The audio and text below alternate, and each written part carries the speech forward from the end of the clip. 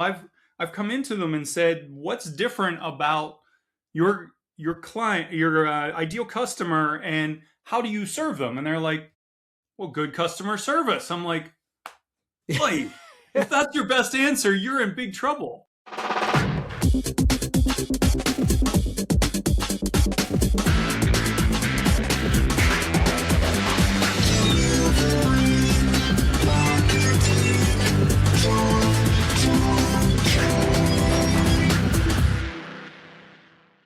Hey there, and welcome to a brand new episode of Delivering Marketing Joy. I am your host, Kirby Hassman. Joining me today is a brand new rock star. Super excited to dive in and learn some stuff today. This is one of those where I'm excited to be a student.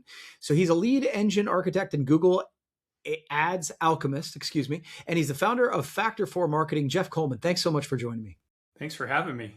Yeah. So, as I was reading up on you, you've been running Google Ads since 2004. So that's pretty impressive. So let's start there. What's the biggest difference between how it worked then and what it actually takes to win today? Yeah, it's changed a lot. So when we started, it was all about the keywords. I mean, we used to focus on what we called bullseye keyword targeting, and that was finding those keywords that someone's really like. So the difference in search back then was everyone was at a computer, and if you did a poor search, you got something that wasn't even close to what you wanted. So people actually thought about their searches. Yeah. And so getting the right keyword meant you would find people who were very close to your ideal customer. What's changed so much is that Google has really focused on search intent. Everyone has a smartphone now. They're searching with their voice, they're typing, but probably badly. And so Google made this transition where instead of it being precisely what the keyword is that you're looking for, it's about what you intended. And so Google says they have about 250 signals, they call it, of something about you. And if I can use an example, I think is the best way to understand this. So one of our clients does CPR training on site. So they come to organizations and train somewhere from 10 to 100 people.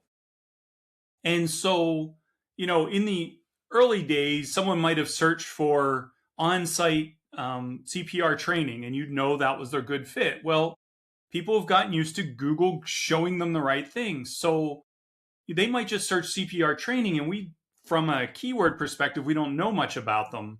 But from Google Ads knows that, what company they work in, whether they're manager level, those kind of things. And so they can serve up the right ad. But our job as marketers is to make sure everything makes sense to them, from the search to the ad, which is going to stand out to them because of who they are, to the landing page, and even beyond that too. We do some things that help improve the conversions of the ideal customer, and that's really important to us. Yeah, it is funny how the evolution, those of us who've lived through it, right? Like you said, everybody's sitting at a computer. I still like my computer, but Me too. yeah. You manage over $4 million in ad spend, and you've said, I love what you said here, you said spend more and trust the process is usually the wrong answer. So what is the right answer when campaigns aren't performing? Right. So a lot of agencies will tell you that, and you have to remember they make their money typically based on how much you spend. So you're a little bit of cross purposes there. If you run TV or radio or billboard ads, you don't expect to get like great results right out of the gate. With Google Ads, you should. So not necessarily in the first 30 days because you're optimizing and trying to figure it out. But within the first 90 days, you really should have a cost per lead that makes sense for your business. And if it doesn't, you really need to be optimizing better. You need to, get some more help if necessary, or you need to decide that Google Ads isn't the right fit for you. And we tell prospects that all the time. We don't tend to lose clients to other agencies. Actually, we don't. We lose them because it just doesn't work for them. When we try, if they're new to it, we try and it doesn't work for their economics. And I'm the first to tell them that this isn't a great fit. And you got to trust the outcomes, not this process that's going to take a year or 2 years to really get to. That's just not what Google Ads is about. Yeah, that is super interesting. I and I've also seen you talk about well-managed campaigns that still miss the mark, and I think you're talking about that. It's like you've done a good job, but it just isn't doing what you want. So, what does that actually look like, and how does a business owner even know if their ads are underperforming? Yeah. So the primary thing I tell business owners is that you should be focused on your cost per conversion, and then the next step. So, if it takes you 7 leads to get a sale, you need to look at your cost per sale. So how the cost per lead fits into your cost per sale. A well-run campaign, it could be, looks organized, looks like you have good ads, all of that. But if you can't get to that cost per conversion and ultimately the cost per sale that you want, it's not going to be it's not going to be profitable for you in the long run. So why do it? Google Ads is very much bottom of the funnel. It's not building awareness, it's not branding. It's about finding the people who are ready to say yes to your service or product. Yeah, that's a great point because I think that there are two different types of marketing that many agencies are trying to help with. And I always say it's brand marketing and direct marketing, right? The brand marketing is that brand awareness, and then direct. What you're kind of saying is that Google ads are kind of that direct marketing. There, it's time to click and buy, right? Absolutely, because it's expensive. I mean, when you ask about how it's changed, the one thing I didn't mention was a cost you could, in the early days, you could get as low as 5 cents a click. I Mm, haven't seen a 5 cent click in 15, 18 years. wow. We're spending 30, 40, $50 a click for some clients, depending on what industry they're in. So you have to take this seriously and get the results you want from it, or you're just not. I mean, there's no point in wasting your money on it because you could put those dollars somewhere else that, top of the funnel type of stuff, which is a whole lot cheaper to Mm. get in front of eyeballs. Yeah, that's interesting. Okay, cool. This has really been educational, Jeff. Final question for you: for business owners who want to turn Google Ads from sort of that frustrating expense into a reliable lead engine, where do they start? Yeah. So it starts with good marketing. So you get back to that bullseye conversion. And the first thing we look at for clients is, who's your ideal customer? Are you clear on that?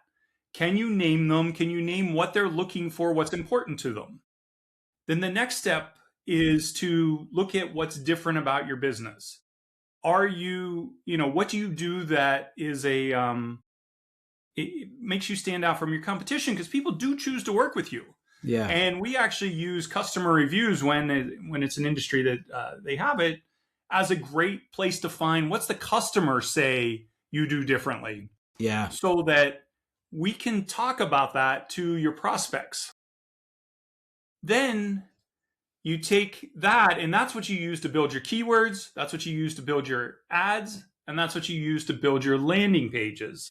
And when that message is very congruent across all of those things, you're much more likely to not only get someone to fill in your form or to make the phone call, they're much more likely to be your ideal customer.